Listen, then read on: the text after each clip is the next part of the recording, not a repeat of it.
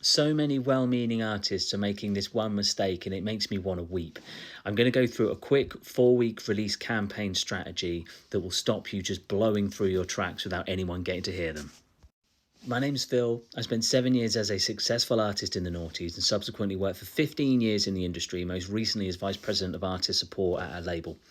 Now, I've left that behind to develop a platform called The Team Around You that connects artists with vetted music industry experts. And I need to tell you this, putting together a successful release campaign requires a handful of critical elements that if you can't deliver on, just don't bother releasing the track, please.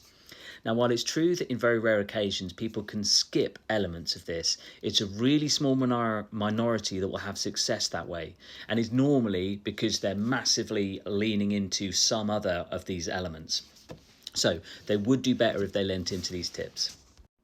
First critical element, not glamorous, you must deliver the music effectively with decent metadata 4 weeks ahead of the release date to a platform that includes delivery to Content ID services like Meta, YouTube Content ID, and obviously TikTok. This protects your music and ensures you can monetize it properly from day one. This is obviously really important, but also it means that it will be available on TikTok. Secondly, you should lean into the playlist submission tools available to you, Spotify, Amazon, Deezer, and if you use DistroKid or platforms like that, you should be able to find ways to submit to playlists through those platforms too. Those early bits of editorial support the release campaign. They can help you gain a bit more algorithmic support as well as a small burst of streams in the first week. But delivering into the Spotify playlist submission tool also means you'll access the release radar for your existing fan base, which is crucial. Thirdly, it's absolutely important that for this 4-week campaign, you're dropping a good mix of content that includes snippets from the upcoming single on TikTok, Shorts and so on. I would strongly recommend you have varied content, and in the first couple of weeks, maybe even before the 4-week campaign if you can, you test different sections of the music in your content to see which perform best. Then lean heavily on that with all the content throughout the whole 4-week campaign.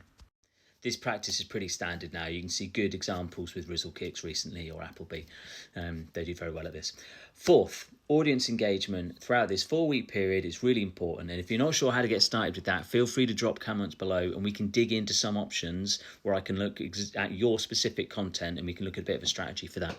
This side of things is super fun. It really makes a difference between a release that lands and one that doesn't.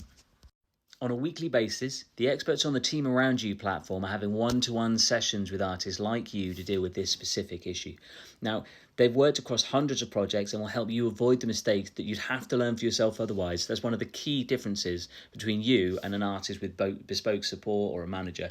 You could sign up to the platform for free and check out the experts. Just hit the link tree in my bio.